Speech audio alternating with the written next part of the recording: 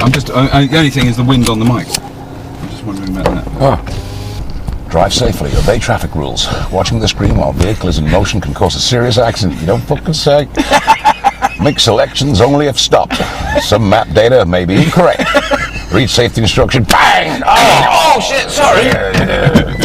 Oh, there's someone right behind me. That would be good if I did reversed into it. No? This is Dewberry's come in to have a morning tea. Oh, Bobby. This is a tough morning for the both of us, I think, Craig. I think it's fair to say. I'm just stiff as a board from that flying. I really am. We were both on Red Dwarf set yesterday. We were both flying, which may sound romantic and glamorous. Yeah. Certainly is in Mary Poppins, isn't it? Yeah, they were lovely. Yeah. See that? I went to see that on stage. Oh, isn't it amazing? Oh, it just restored my faith in British theatre. Yeah, actually. I was totally because I took my daughter and a load of her friends, and I was dreading it. It was brilliant. Oh no, better than the movie. Oh, definitely. I just kept watching, thinking, how have they done this? How have they done that? It does prove that you can do a Red Dwarf sort of a stage play. You can have Starbug flying across people's heads, crash landing on the stage. Yeah. We all fall out, and then let the drama commence. Don't run over the dog, Bob. No, okay. Couldn't be careful. It's a very Tweedley village here you're in. Well, I'm staying in Shepherd Knoll Village, so it's very nice. It's very, very, very, very, very, very pleasant. I believe the Freemasons meet at your hotel every Tuesday. That's it, yeah. The hotel's called the Shake of Hands. Isn't it? When you go to the tour, you've got to have a special shake as well. Just to get in.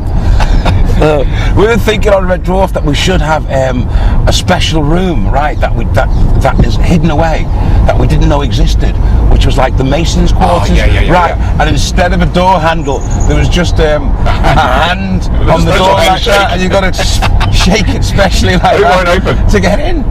I like that idea. And it's like a whole new world. Well, I like the idea that whoever isn't in the Freemasons doesn't know about that everyone else in the cast is. Yeah, and there's only us four who weren't. Yeah. Holly was in the Freemasons. But that's where he's gone now. That's where he is. And they're not really dead. They're just behind that door. Having a brilliant time with loads of food. That's it. Oh my God. I can't move. Oh dear, no, it's not good because we shouldn't. There's this thing that Judy explained to me, my missus explained to me, called mosting. Mosting? Yeah, which is moaning and boasting. Oh, it's really tough. I'm having a really tough time being in a really, really successful sitcom. Moan while you boast. And you don't know how hard it is wearing all that rubber. Yeah. And it's a real cruel thing because she's absolutely. She's criticised me for boasting, and she's absolutely right. Well, I'm not. No, I tell you. You're just moaning. Yeah. But I suppose you don't do a lot of flying on Corrie, do you? I mean, that's not one of the things that's called for. Don't do any flying on Corrie. I just, I mean, it's terrible though, Corrie, when you have to go and meet the bank manager all the time to study about where you're investing all your money and stuff like that. He will never leave me alone. Do you want to put it in this? Do you want to put it in there? Is that mosting? That's just mosting. That's much more pure. That is mosting, really. The headache of my finances. And you've got that much money.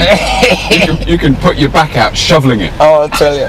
Isn't it going to the bank with all those wheelbarrows of cash? It's so really annoying. slipping People disc. don't know. They look at you enviously and you think, you don't know what this is like. Oh my God. We're just going past the lovely parade of shops which I used to rent. Do you remember? I used to rent that flat. You lived above the bank, above the NatWest. And you never got your pickaxe out and shoveled in. No, I could have dug down. You could have dug down. I'd have had to go through the flat underneath, which would have been embarrassing. Excuse me, I'm just robbing the bank. I'll tidy up, I'll make good when I've finished. The Crossroads, now that was a good soap opera. And that's all that's left. That's all that's left. That looks like such a welcoming pub, doesn't it? I think I'd love to go there. The whole of this area is very weird because you've got that lovely old bit of village that the stayed in, yeah. And then you come through something that was built in the 70s, and looks like Poland, which is a bit disappointing, really. Yeah. Oh, we've got a lot to do. We've got a lot to do today. I don't know what we're doing. We're doing the creator stuff today. Yeah, which is brilliant, isn't it? It's well written, but like there's so much of it. Yeah. And I've got like all these big speeches. You've got big. I don't know what. And there's all this physical stuff. Yeah. I just think they should do them in singles. Just take all your lines in singles and then just put it together, composite together. Yeah. Can we just stand in front of the green screen, reading our lines off an auto cue, and then they just paste our heads in? But I've never really done green screen before. Not like to this level. We did do a bit on tiny bit, Red just Dwarf towards the 7, end of Red Dwarf. Yeah. But But it was a tiny bit of the whole thing, wasn't it? Nothing like this. Well, it's just like all of it, really. Yeah. And it's so exacting, you know. You can stand there and you don't know what you do. I don't think anyone knows what they're doing. I can't believe the stuff I've seen put together looks brilliant. I know, that's the big shock in it, though, when we saw what we have done already. But it's the process of getting there. Yeah, it's quite painful. I have to say, my battle last night with the unnamed monster was a classic bit of physical comedy. Oh, was it good? Was it good? Yeah. Or was you letting it all hang out, Bob? I let that baby roll. Well, you're swinging it side in the to air. side with a bit of fish bait on the end. Hanging in the air with a very large piece of cod that was joined to my groinal socket. Oh my It god. was just phenomenal, but what a thing to do. How do you explain that to if you had little kids? What did you do today? Well, they hung me from wires by my groin and put a big sucker on Daddy's pee-pee. It's just not good. Glad my children are old enough to. And of course, one of our co-stars was moasting. Oh, was he? No, she was moasting about how her life's going to change. Oh, was she? When she marries into the royal family, Bob. I didn't hear that conversation. Yeah. Oh, And she's quite right to worry about it. She's a lovely girl. Oh, she's fantastic. Oh, I see. Actually, she was saying it's going to be. Oh no, It's going to change, and she's worried about being accepted as an actress. She's already thinking things are changing for her, and it's so unfair because talented. Yeah. I mean, have you seen her to do my Liverpool accent? Oh man, It's absolutely amazing. I just can't. And then when Mike, the guy from New Zealand, started directing and telling her to do things, she started doing a New Zealand accent. No, she's extraordinary. She's like a parrot. Yeah. You know, She's got such an ear, you know. No, when I did that scene with Chris and her, I just said, Gateshead. And she said, well, you know, and immediately, really good. I can't even imitate her badly in her imitation. But she then did the difference between Gateshead and Newcastle. I mean, she got that much subtlety in it. No, she's extraordinarily talented. I know she's marrying the 16 lines to the throne. I know. We'll get invited to the party, Bob. I've got a feeling we're not going to be there. Even if we put our DJs on, we could probably stand with some flags outside the church. Isn't it? Hey! I've got a bow tie somewhere, Bobby. But I mean, I think you imagine if you know, in the best of all possible worlds, she meets a guy who's really nice. She falls in love with him. She wants to get married. Which I'm you know, I don't know anything about them, but you know, I'm assuming that's what's happened. And That's what's happened, yeah. And then I'm sure she knew, but you then go, oh, hang on a minute, I am in love with this guy, but he could be the king. He could end up being the bloody king. It is, isn't it? And then what do you do? You know, a couple of bad plane crashes, and then she's suddenly. That was my alarm going off. Oh, was it? That was my alarm going off for me to get up. For me to get up. You know what I mean? That's what time I was due up. All right, Carpoolers, I just want you to appreciate what Mr. Charles has done for you. Thank you. This. That was me getting up now. Oh, I'm a bit of a stretch. Where's me tea? I might pop in the shower for an hour just to freshen up. When you phoned up and said it was 9:15, I kind of come round to this carpool thing. I was going to let you come round, so I was going to beat you up. It's 9:15. All right, Bob. Now come in. Stand there against the wall while I pick up this. Jackie, where's my gun? Look like I'm smiling, mother father. I'm about to get off in your eyes. That was very bad. That was well, it's because I can't tell the time. I couldn't tell what the hell it was. Oh god. Well, once we did the night shoot in John Lewis. Yeah, it only dawned on me the next other day. department stores are available. Other department stores are available. We could have done it in Woolies. Could have done it in the daytime. Could have done it in the daytime in Woolies. Could have had the last bag of pick and mix, Bob. The last bag of pick and mix sold for 17.5 grand or something. No. On eBay. Oh my god. They're people into technology, they're all mad. They've got too much money or too little brains, Bob. Because you do all that twittering, don't you? I'm a terrible twitterer. Yeah. No, it's not good. Ever tried life? I did, but it really didn't fit. It didn't suit me. It's like noon pants. You either can carry them or you can't. What's going to happen to my CD and my record collection then, which is, you know, close to 50,000? Wow. I mean, proper collection. And you have like proper records that are made of vinyl? Yeah. Oh. Yeah. Well, they'll the real be stuff, you know. They're very valuable, aren't they? I mean, loads of kids now are really into it. Well, in Scotland now, there's a guy called Stuart Cosgrove. You must know Stuart Cosgrove. I met him once. I don't know. Yeah. He's a nice commissioned guy, editor or something like that. Yeah. Anyway, he's starting a campaign in Scotland because a guy called Kenny Burrell is selling a 7-inch single of Frank Wilson's "Do I Love You, Indeed I Do." Right. And the bidding so far is up to £75,000 for a 7-inch single. Wow. Kenny Burrell bought it for 15,000. It's an old Northern Soul classic, but there's only 2 copies known in existence. Wow. You know. Wow. And fantastic song, like. I mean, I've got it on CD, and it cost me less than a tenner. But you know, so I don't think vinyl will. No, I think it will come back. No, that won't go. She's lovely. She is. And was here. She was here about 20 years ago. Yeah. But where were we? But yeah, see, think. I forgot what I was going to. Yeah, CDs when they first came out, mate, they were unscratchable. You could throw them at the wall. That was bollocks, isn't it? You leave them in the sun, and there's lots of flaky bits of start stuff flaking off, you know. Yeah. And then, of course, my dog Desi pissed on a load, isn't it? And I tell you what, dog piss is corrosive. Oh, that's rough stuff. Yeah, I tell you, wouldn't want to drink it. Honestly, we were renting a house while we moved from the south coast to Cheshire, and we were renting a house while we looked at the house to buy. And I had loads of my CDs stacked in this room. And of course, the dog was a bit confused because he was in a new place. Right. And he pissed on them, and some of them were like very rare. And the vinyl and the CDs were just melted and corroded. So I stopped feeding him. That'll teach him. That'll be in the Daily Mirror now. Craig Charles tortures dog. Tortures dog and does not feed it forever. And looks at it and laughs. RSPCA on me back. Yeah. Dear Mr. Charles, why oh why? Blame your dog for urinating on your CD collection. When you should have put it on a shelf. Well, I put the dog on the shelf, but it kept jumping down. And here we are, the beautiful, sunny.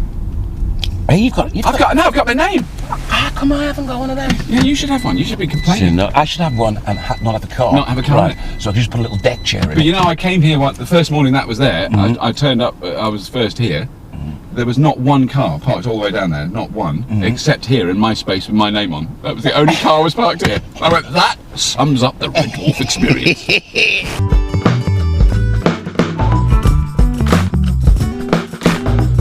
Woo! What a day! What a day! Well, this is because to follow on from where the hell did you get out? To follow on from where we were last time we were in that. Yeah, all right, love, shut up. But is that she will keep going on? She doesn't half go on. I was talking there. It was really rude to interrupt. But the last time we did this, we were in the middle of. You remember when I woke you up extra early? Oh, to go to by accident. We worked hard on that, didn't we? We did work hard. That day was hard as well. But then that other bit. Because we were both moaning in that, because you probably forgot, but we were both moaning about we're never going to finish it. Yeah. And then those last 3 days we did, do you remember? But it all came to just suddenly we did it clicked a huge amount, didn't we? Which was quite good actually, because otherwise it wouldn't have got finished, man. No. I think the first day we did two scenes. Well, actually, the first day we did nothing. I don't think we did anything. No. But I think, for the first few days we were doing 10% of the shooting schedule. Yes. It got worse and worse. How we finished it in the end is amazing, actually, isn't it? It didn't look like it, wasn't it? Right. Thank you. It's lovely, thank you. So today we've been.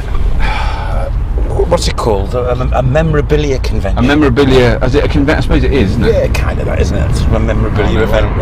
Robert Paul was there, the man from Uncle. He was? Yeah. Left, then 300 yards later, right turn. Thanks very much, bud. It's very sweet of her, isn't it? Yeah, very nice. She could have just ignored us. So Chris was doing, Chris did one of these where he was doing impressions of us doing the sat-nav. Left here, I said left, you snaghead. All that. The BBC, the mailbox for A38. There you go. Isn't that Tonight I lay down the funk. And then Stephen's got me staying in some place called Corby Service Station. Lovely. Tonight. That sounds nice. It's got to be very glamorous, isn't it? So what he's doing is he cares that much. I think everyone's economising, Bob. Now, if Shepperton, which we drove through last time, looked like Keep right. Poland, what does this look like? This looks like Britain's second city. I'm going to make a bold statement and now say Birmingham isn't Britain's second city, really. It's Manchester. Manchester, I'm afraid. I'm sorry. All due respect to Birmingham. It's becoming a bit like America, you know, where you've got the East Coast and the West Coast, and you try to avoid the middle. Oops.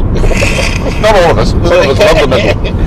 No, but, you know, historically, people have said that, you know, avoid the Midwest.